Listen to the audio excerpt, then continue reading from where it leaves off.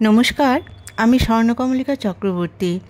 এখন আমার লেখা যে গল্পটা পড়ব সেটার নাম হচ্ছে অস্তিত্বহীন খোঁজা। যে জিনিস যে জায়গায় থাকার কথা সেখানে রাখলে কোনো অসুবিধা হয় না। সমস্যাটা তখনই তৈরি হয় যখন যথাস্থানে জিনিসটা রাখা হয় না, আর তার ফলে যখন খোঁজ খোঁজ রব পড়ে তখন ঘরে শুরু হয় লঙ্কাকাণ্ড। কারণ সম্ভাব্য সব জায়গায় জিনিসপত্র ঘেঁটে সেগুলো গোছানোর সময় তখন নয়, তখন হচ্ছে কাঙ্ক্ষিত জিনিসটাকে খুঁজে পাওয়া। কিন্তু সেই যাকে খুঁজছে সে তো ধরা দিচ্ছে না। কোথায় গেল সে? রাজমালা ভাবছে সে কি বুড়ো হয়ে গেল। ওর দিদা প্রায়ই কিছু ভুলে যায়। পরে যদি জিজ্ঞেস করা হয় তবে বেমালুম অস্বীকার, কই আমি তো জানি না। সে এখনও স্বীকার করছে ওর ভুলগুলো, কিন্তু দিনে যদি অনেকগুলো ভুল করে তবে এতগুলো স্বীকার করা তো এই বয়সে ভীষণ লজ্জার ব্যাপার। সে এখন থেকে নিজেকে শোধরাবার চেষ্টা করবে। সামনে দীর্ঘ জীবন, মানে চাকরি, বিয়ে ইত্যাদি ইত্যাদি অনেক গুরুত্বপূর্ণ কাজ রয়ে গেছে। সেগুলো সুন্দরভাবে করতে হবে না? সুন্দরভাবে কলেজ জীবন কাটানোর আরেকটি উপায় হলো সুন্দর একটি প্রেম করা। পড়াশোনা করছে বলে বসন্তকে অস্বীকার করতে হবে এমন কোনো নিয়ম কোনো অভিধানে লেখা নেই। বসন্ত তো এমনিতে প্রকৃতিতে 2 মাস থাকে, কিন্তু প্রেমে পড়লে সব ঋতু নাকি বসন্ত হয়ে যায়। সে ওর রেকর্ড প্লেয়ার, যেটা এখনও সে যত্ন করে মাঝে মাঝে চালায়, সেটাতে শ্রাবন্তী মজুমদারের একটা গান শোনে। গানটার একটা লাইন হলো, এখন তো ভরা বর্ষা তবু আমার নাকি বসন্ত এসেছে। মানে গানেও বলা হয়েছে যে বর্ষাকালেও বসন্ত হয়ে যায় যদি জীবনে প্রেম আসে। আর ওর জীবনে যে বসন্তকাল বর্ষাকাল হয়ে রয়েছে, সেটার কি করবে? কিন্তু কি করলে চির বসন্তকাল হবে সেটার কোনো উপায় কেন সে দেখতে পাচ্ছে না? কেন আবার কি? সে কি ছোট্ট শিশু নাকি? মোটেই তা নয়। তাহলে সামনে একটাই পথ খোলা, সেটা হলো প্রেমে পড়া। কিন্তু প্রেমে পড়ার জন্য তো কোনো দোকান নেই যে সেখানে বিভিন্ন দামের প্রেম সাজানো রয়েছে। প্রেমিকা দোকানে যাবে ও নিজের পছন্দ মতো প্রেম কিনে নিয়ে আসবে। সেটা যখন নেই তখন আর কি করা? ভিড়ের মধ্যে খুঁজে নেওয়া ছাড়া আর কোনো গত্যন্তর নেই। কিন্তু ভিড়ের মধ্যে কি ভালো জিনিস খুঁজে পাওয়া যায়? এই যে খড়ের গাদায় সূচ খোঁজার অবস্থা। মা এসে বলল, তুই কি পড়তে বসেছিস না ঘর অগোছালো করতে বসেছিস? এমন ঘরে কেউ পড়তে বসে? তোর কি চোখ নেই? পড়া হচ্ছে সরস্বতী দেবীর আবাহন। এমন ঘরে ঠাকুর নিজে না এসে হাঁসকে ছেড়ে দেবে। হাঁস তো এমন ঘর দেখে খুশিতে প্যাক প্যাক করতে থাকবে। মানে পড়াশোনার 12টা বাজবে। মা এ কথাগুলো যে বলল সবগুলো 100% সত্যি। সে একবার ঘরের দিকে একবার মায়ের দিকে তাকালো, খুবই বিনয়ের সঙ্গে বলল, মা 1 কাপ আদা চা খাওয়াবে? ভীষণ মাথা ধরেছে। প্রায় প্রতিদিন এই সময়টাতে বাইরে থেকে শুধু মাইকের আওয়াজ ভেসে আসে। বাড়িতে কোনো কিছু অনুষ্ঠান হলে বিকট শব্দে মানুষকে বিরক্ত করা যেন একটা ফ্যাশন হয়ে দাঁড়িয়েছে। যারা বিকট শব্দে মাইক চালায় তাদের বললেও তারা বুঝবে না। যদি বুঝতো যে এতে পরিবেশ শব্দ দূষণ হচ্ছে এবং মাইকে যা শোনা যাচ্ছে তা শুনতে অনেকেরই ভালো লাগছে না, তবে বোধহয় শব্দটা কমাতো। এমন বোঝদার মানুষ আজকাল অনেকের বাড়িতেই থাকে না, তাই এরা মাইক বাজানোটা খুব আনন্দের ব্যাপার মনে করে। রাজমালার ইচ্ছে করছে সেই শব্দভেদী বাড়িতে গিয়ে বলতে, তোমরা কি শুনছো যে কি বেসুরো গলায় গান আর কথা চলছে? দূর থেকে শুনতে একদম ভালো লাগছে না। তার চেয়ে তোমরা যারা কাছাকাছি আছো তারাই মনোযোগ দিয়ে শোনো। অন্যদের কেন বিরক্ত করছো? বাস্তব হচ্ছে যে সে যদি প্রতিবাদ করতেও চায়, তবে মা বাবা রেগে করে আসবে, বলবে নিজের ঘরের দরজা জানালা বন্ধ করে বসে থাক। মানুষকে ভালো কথা বোঝাতে গেলে অধিকাংশই উল্টো বোঝে, বলবে এত টাকা দিয়ে মাইক ভাড়া করেছে কি না বাজানোর জন্য। আসলে যতদিন মানুষ নিজের থেকে সচেতন না হবে, ততদিন এই সমস্যা সমাজ থেকে হটানো যাবে না। মা চায়ের কাপ হাতে ঢুকলো। ধোঁয়া উঠছে কাপের উপর থেকে, যাকে বলে ধুমায়িত কাপ। রাজমালার কেন জানি না এই ধোঁয়াটা দেখতে ভীষণ ভালো লাগে। মনের ভিতর যে একটা রাগ রাগ ভাব ছিল, সেটা অনেকটাই কমে এসেছে। চা খেয়ে পড়তে বসতে হবে। নিজের পড়া নিজেরই শিখতে হবে, অন্য কেউ মাথায় ঢুকিয়ে দিতে পারবে না। সেই জন্যই তো বলা হয় চোর সব কিছু চুরি করতে পারে, পারে না শুধু বিদ্যেটা। আর তাই এখন ওর ধ্যান জ্ঞান হবে পড়াগুলো নিজের মস্তিষ্কে ঢুকিয়ে দেওয়া, যাতে পরীক্ষাতে এই প্রশ্নগুলো এলে সে সুন্দরভাবে খাতায় লিপিবদ্ধ করতে পারে। কলেজে যাতায়াতের পথে একটা ছেলেকে সে বেশ কয়েকদিন ধরে লক্ষ্য করছে। সে এটা করতো না যদি বুঝতে পারতো ছেলেটা ওর দিকে তাকায় না। ওর দিকে যে সে তাকিয়ে থাকে সেটা ওর অবচেতন মন বলে দেয়। যতবার তাকায় ততবারই দেখে ড্যাবডেবে চোখ তাকিয়ে আছে। ওর কাছে অসহ্য লাগছে ব্যাপারটা, এড়িয়ে যেতে পারতো ব্যাপারটা, কিন্তু কেন জানি একটু এগিয়ে আসতে ইচ্ছে হলো। সাধারণত এইসব ক্ষেত্রে ছেলেগুলোই রাস্তা আটকে মেয়েদের সাথে কথা বলার চেষ্টা করে। যদি ছেলেটা ভালো হয় তবে সম্পর্কটা এগিয়ে যায়, খারাপ হলে দু একদিনের মধ্যেই সব শেষ হয়ে যায়। সেও মনে মনে ব্যাপারটা শেষ করতে চাইল। ভালো ছেলেকে আর এমনভাবে দেখে? অতএব সে আজই ছেলেটাকে আচ্ছা করে এমন কথা শোনাবে যে কাল থেকে আর বেচারি পালাবার পথ পাবে না। সে কলেজ থেকে ফেরার পথে আজ একটু দেরিতে বেরোলো। অন্য বন্ধুরা সব চলে যাক, সে ব্যাপারটা নিজের মধ্যেই সীমাবদ্ধ রাখতে চায়। না হলে ছেলে বন্ধুগুলো বলবে এই সাধারণ ব্যাপারটা আমাদের উপর ছেড়ে দিতি, এমন ধোলাই দিতাম যে এক্কেবারে ইস্ত্রি হয়ে যেত, বাছাধনকে আর এই তল্লাটে দেখা যেত না। সে এইসব চায় না, কারণ ছেলেটা শুধু ড্যাবড্যাবে চোখই আছে দেখার জন্য। অন্য কোনো কিছু সে করতে পারবে বলে মনে হয় না। সে একা একা হাঁটছে, সবাই চলে গেছে। নির্ধারিত স্থানে সেই চোখ, সে সোজা সেই চোখের সামনে হাজির হলো। কেমন যেন থতমত খেয়ে গেল ছেলেটা।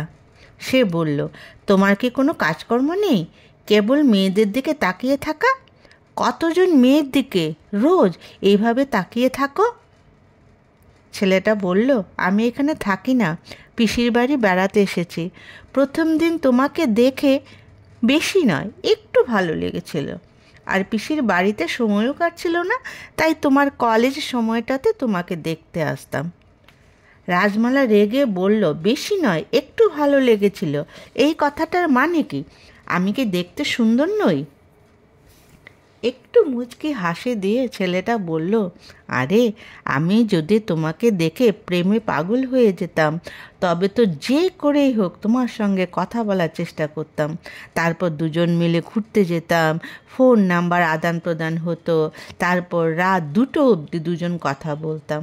আমি তো সেসব কিছুই করিনি, তাই প্রেম করার মতো ভালো আমার লাগেনি।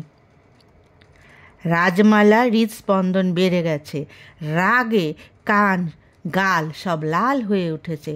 এমন ঠোঁটকাটা কথা কোনো ছেলে বলতে পারে ওর বোধগম্যের বাইরে ছিল। সে এসেছিল ওকে আচ্ছা করে কথা শোনানোর জন্য। উল্টে সে যা শুনল তাতে যদি কোনো বন্ধুকে নিয়ে আসতো তবে লজ্জার আর শেষ ছিল না। এমন ছেলে মনে হয় না জীবনে প্রেম করতে পারবে। কি কথাবার্তার ধরন! অন্য জায়গায় এসেছে, কিন্তু কি অকুত ভয়। এবার ছেলেটা বলল, শোনো, আমি আর 2 দিন থাকবো, তারপর চলে যাব। তুমি তোমার প্রেমিককে আমার কথা বলো, দেখবে আমার উপর কেমন খেপচরিয়াস হয়ে ওঠে। রাজমালা বলল, আমি আমার প্রেমিককে কি বলবো সেটা কি তোমায় বলে দিতে হবে? ছেলেটি খুব জোরে একটা নিঃশ্বাস নিয়ে বলল, যাক, তোমার প্রেমিক আছে বুঝতে পারলাম, না হলে সত্যি আমার খারাপ লাগতো। অনেকক্ষণ হয়ে গেছে, মাথা ঠান্ডা করে বাড়ি যাও। রাস্তা দিয়ে কত মানুষ চলাচল করে, কেউ যদি 2-4 দিন তোমার দিকে একটু তাকায় তাতে তোমার কি? অবশ্য তুমিও তাকিয়ে তাকিয়ে দেখো, না হলে আমাকে তো দেখতে না, দেখেছো বলেই তো ঝগড়া করতে এসেছো। উফ, ছেলেটা কথার প্যাচে রাজমালাকে এভাবে জব্দ করবে সে ভাবতেই পারেনি। উল্টে ওর প্রেমিক আছে সেটাও স্বীকার করিয়ে নিল। এখন যদি বলে ওর কোনো প্রেমিক নেই, তবে আরও 10 কথা এমনভাবে বলবে যে ওর হয়তো লজ্জায় মাটিতে মিশে যেতে ইচ্ছে করবে। তাই কলেজে পড়েও যে ওর কোনো প্রেমিক নেই, এটা যে ওর একটা দুঃখের ব্যাপার, সেটা সে বলল না। ছেলেটি বলল, কলেজ ছুটি হয়েছে, অনেকক্ষণ হয়েছে, তুমি এখনও বাড়ি যাওনি, মা তো চিন্তা করবে। সে আর কি বলবে, শুধু বলল, যাচ্ছি। বাড়ি তো যাচ্ছে রাজমালা, কিন্তু মনে হচ্ছে সব কিছু ভেঙে চুরমার হয়ে গেছে ওর সামনে। বাইরে থেকে বেড়াতে আসা একটা ছেলে যে এমনভাবে কথা বলবে সে ভাবতে পারেনি। সে তো ওকে ছোট করেনি, কোনো অভদ্র আচরণ করেনি, শুধু কথা। ওর মনে হচ্ছে ছেলেটা সব সুন্দর কথাগুলো যেন শিখে রেখেছিল। সে তো কোনো কথা শিখে আসেনি, তাই গুছিয়ে উত্তর দিতে পারল না। ছেলেটা যেন জানতো সে একদিন ওর সাথে কথা বলতে আসবে, তাই যেন পড়াগুলো মানে কথাগুলো মুখস্থ করে রেখেছিল। পরের দিন সে ছেলেটাকে দেখল। সে আর 2 দিন আছে, তাই দেখার তো কথাই, কিন্তু গতকাল যে দুজনের মধ্যে কথা হয়েছে ওর চেহারাতে কোনো ছাপ নেই। কলেজ থেকে ফেরার পথে আজ সে কিছু কথা বলবে ছেলেটাকে মনে মনে ঠিক করে রাখলো। ফেরার সময় একা সে সামনে যেতে ছেলেটা বলল, আমি জানতাম তুমি আজও আমায় কিছু বলতে আসবে। কথাটা ঠিক বললাম তো? সে বলল, গতকাল তো আমি তোমাকে কিছুই বলিনি, বলতে এসেছিলাম তোমাকে আমার ভালো লাগেনি, তাই চেয়ে থাকলেও কিছু লাভ হবে না। ছেলেটি হেসে বলল, তুমি প্রেম করো, কাল বলেছ, কাজেই কালই তো বুঝে গেছি তুমি দ্বিতীয়বার প্রেমিক খোঁজার ধান্দায় নেই। আমিও খুশি হয়েছি যে তুমি ভাবতে পারতে। দেখাই যাক না কেমন ছেলেটা, সে কেমন ছেলের পরিচয়টা আমার আর দিতে হলো না। আমি কিন্তু তোমার নাম অবধি জানতে চাইনি, আর কাল থেকে আমায় দেখতেও পাবে না। পিসির বাড়ি একটু কাজ আছে, পরশু চলে যাব। এখন বাড়ি যাও।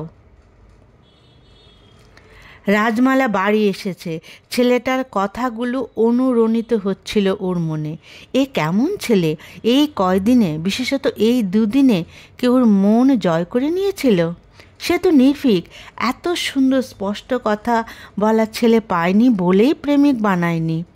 ভেবেছিল আজ নরম হয়ে প্রথমে একটু কথা শোনাবে, তারপর ওকে যে সত্যিই ভালো লেগেছে এবং প্রেমিক করতে চায় বলবে। কিন্তু সে তো আজ ওকে কোনো সুযোগই দিল না কথা বলতে।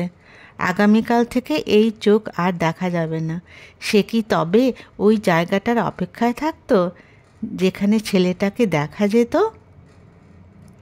মন বলছে অবশ্যই থাকতো, না হলে অচেনা ছেলেটার সঙ্গে যেচে গিয়ে কথা বলল কেন? ভেবেছিল ছেলেটাকে হারিয়ে দিয়ে জয়ী হবে, কিন্তু এমনভাবে নিজে হারলো যে নিজেকে কিছুতেই যেন ক্ষমা করতে পারছে না। সে বাড়ি এসেছে ঠিক, কিন্তু বারবার সেই চোখ নিজের চোখের সামনে ভেসে উঠছে।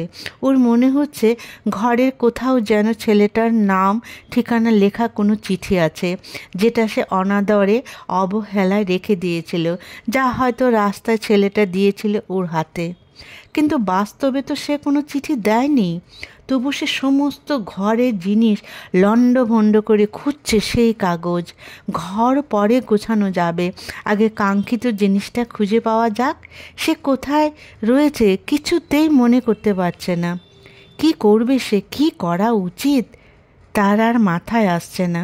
ওর মনে হচ্ছে সেদিন যত্ন করে কেন কাগজটা রাখলো না, তবে তো আজ ওর এই পরিস্থিতির সম্মুখীন হতে হতো না। কতদিন ধরে সুন্দর মনের একটা ছেলে খুঁজছিল, পাচ্ছিল না বলে বন্ধু মহলেও কথা শুনতে হতো। আর আজ হাতের কাছে পেয়েও এমনভাবে ফসকালো। রাজমালা কেন জানে 100% নিশ্চিত যে এই ছেলেটির প্রেমিকা নেই। এই ছেলে যেমন খুশি তেমন মেয়ের সঙ্গে প্রেম করতেই পারে না। দুঃখের ভিতরে হাসি পেয়ে গেল রাজমালার। যে ছেলেকে নিজের হাতে রাস্তায় মেয়েদের দিকে তাকানোর অপরাধী করে হটাতে চেয়েছিল, আজ সেই ছেলের জন্য নিজের ঘর লণ্ডভণ্ড করছে, খুঁজছে অলীক কিছু যদি পাওয়া যায়। কিন্তু কি করে পাওয়া যাবে? এ তো অস্তিত্বহীন খোঁজা। মায়ের চোখে ফাঁকি দেওয়া যায় না। চা হাতে মা কিন্তু মেয়ের মনের ভিতরটা পুরোটা পড়ে ফেললেন। মা নিজেও তো এই বয়সটা পেরিয়ে এসেছেন, তাই মেয়েকে বললেন, যা হয়ে গেছে সেটা নিয়ে মন খারাপ করে নিজেকে কষ্ট দেওয়ার কোনো মানে আছে? মাত্র কলেজে ভর্তি হয়েছিস, কত নতুন বন্ধুদের সাথে পরিচয় হবে। যার সাথে কথা বলে তো শান্ত হয় মন, তখন তার সাথেই বেশি কথা বলিস। মা মেয়েকে এর চেয়ে বেশি আর কী বলবেন? সে ধুমায়িত চা খেয়ে লণ্ডভণ্ড ঘরকে গুছিয়ে তারপর পড়তে বসবে রাজমালা। না হলে যে পরীক্ষার খাতায় রাজহাঁসগুলো সব ডিম পড়ে দেবে, মানে সে লাড্ডু পাবে। এটা সে হতে দেবে না। নমস্কার।